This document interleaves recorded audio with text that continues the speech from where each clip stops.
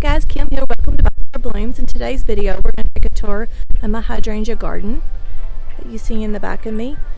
We're going to show a little clip of what this garden looked like 3 years ago and how much it's grown, and we're going to talk about each plant.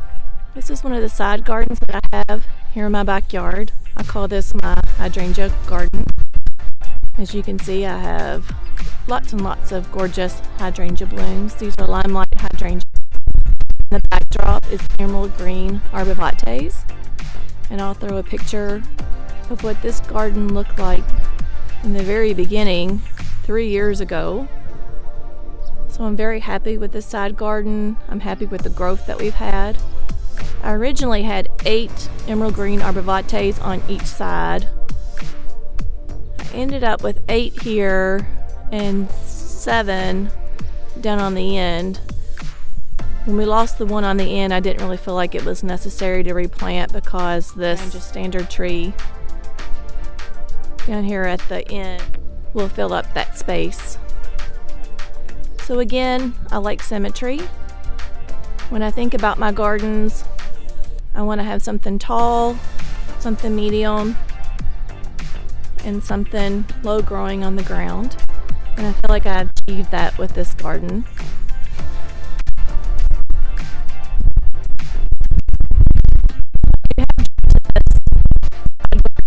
I don't feel like these Emerald Green Arborvitaes would have performed as well, or would have these hydrangeas, because they do like some water. I have a plant here with salvia, coleus, potato vine.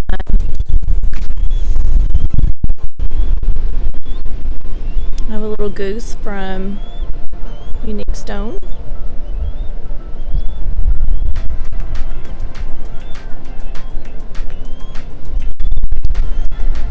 Here's the Emerald Green Arborvitaes. And these are little lime hydrangeas. So you bloom after bloom after bloom of gorgeousness. Just kind of show you how big this is. There's my hand up against it. And I'm starting to get just a tad pink on some of my blooms.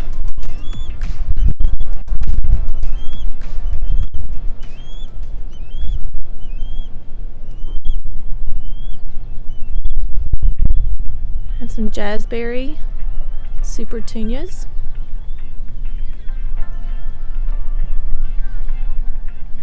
I have bees all over these hydrangeas right now. Isn't that a pretty combination?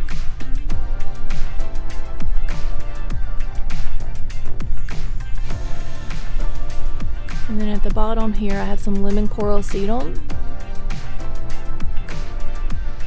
For us, this is an annual, but it does come back each year.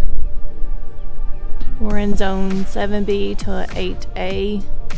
I guess I would consider myself more a zone 8.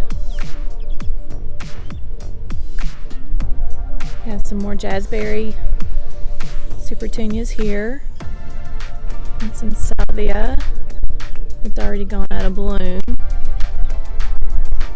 So if I cut these blooms back, they'll give me another flush of blooms later this fall.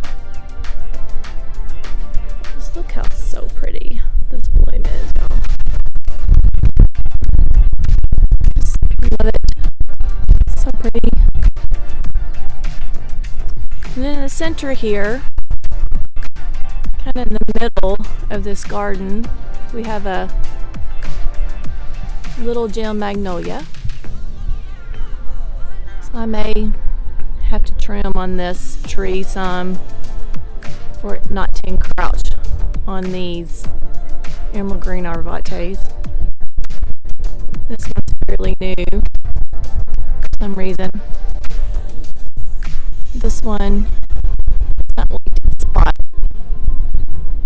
Every time I dug the plant up, I had root rot, so either there may be it's gotten too much water with our clay soil. Maybe I didn't keep enough clay soil there, so when we replanted this, I put some more original clay in the hole, and then I just said I was going to neglect it and not do anything special, and of course it has lived so far. This side garden is 70 feet long.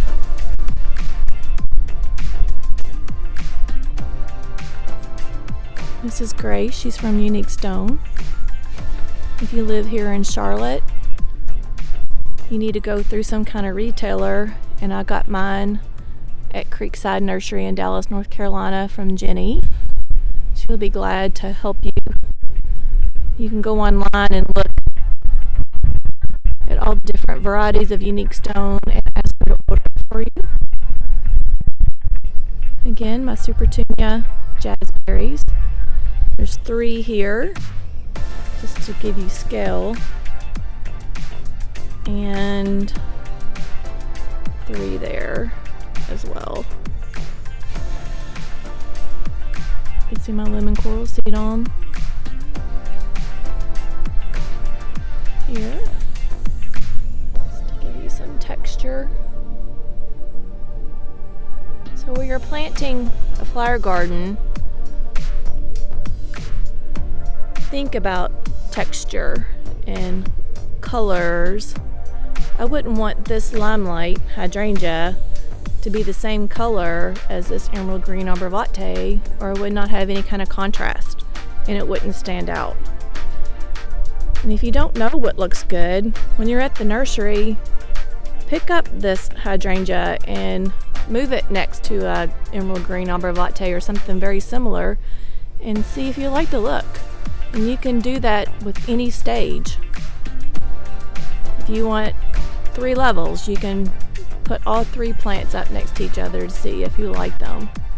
You might be surprised and you're like, oh, I just don't like that next to that plant. It doesn't stand out enough.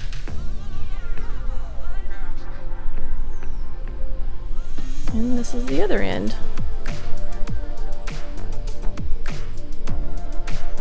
Not exactly positive how many hydrangeas I have in here. I'm gonna guess I probably have 6 hydrangeas on this end and possibly 6 on this end as well. This is my 3rd year of growing these hydrangeas, so they should get, the plant tag says 4 to 5 feet tall versus 5 to 6 feet tall. So I say they're probably pretty close to their 5 feet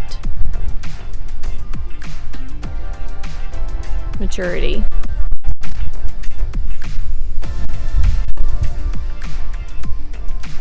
Alright, and here on the end, you can tell that this is just a different variety because this is a lime green and those are more of a white color of bloom there. This is a Limelight standard tree. So the same kind of bush as this, but they just put it in a tree form. And then at the very end, I have a butterfly bush, lilac, and these blooms on this butterfly bush, it's quite large. And I need to deadhead some of these, but so pretty.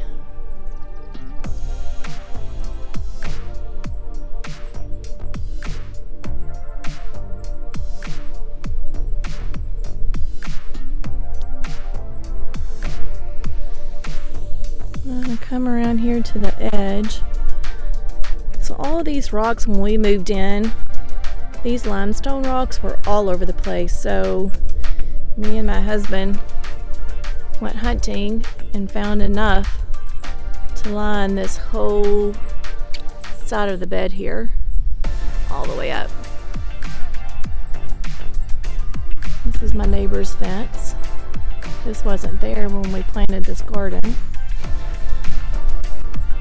And there is the side of the, that bird's about ready to get me. This is the side of the hydrangea. This is the side of the Emerald Green Arborvitaes. Let me just take a little walk up here.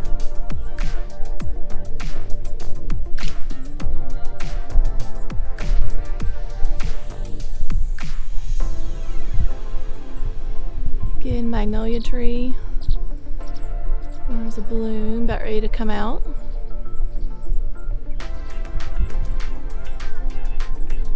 Here's the rocks that we collected.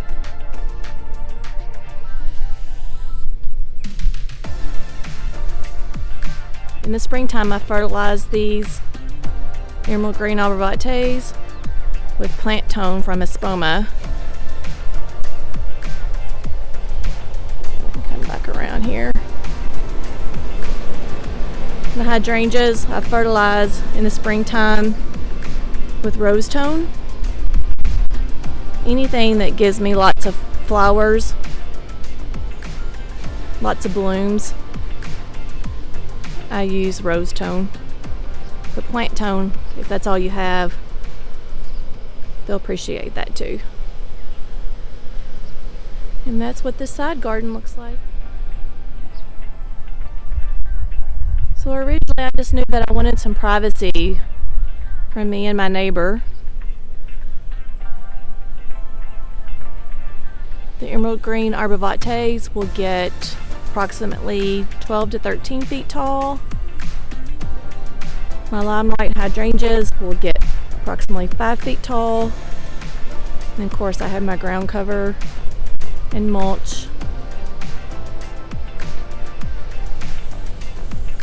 And I do have a separation between the grass here and my garden with this rubber edging.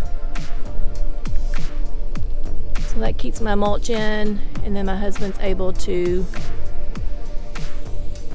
trim along this edging whenever he mows the yard.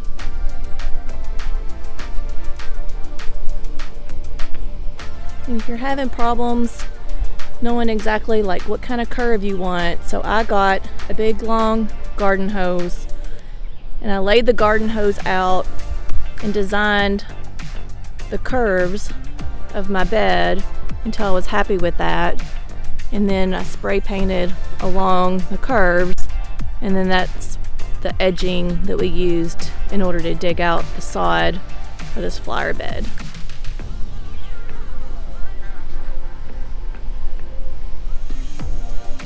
So in some of the upcoming videos, I'm going to talk about how I designed this whole backyard here.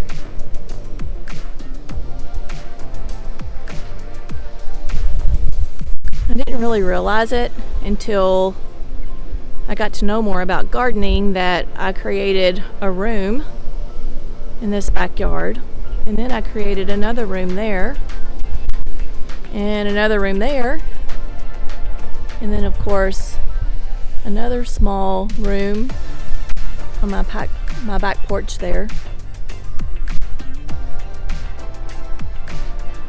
So it gives me privacy, brings me joy. Feel like it's contained. I like symmetry.